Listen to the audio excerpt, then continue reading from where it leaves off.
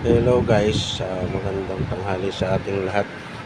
So, meron po tayo ditong Mio M3 na ang problema po ay mababang minor at namamatay-matay at nagda-dragging. So, pakipanood lang po at tapusin ang video na to kung paano natin ginawa at ginamitan natin ng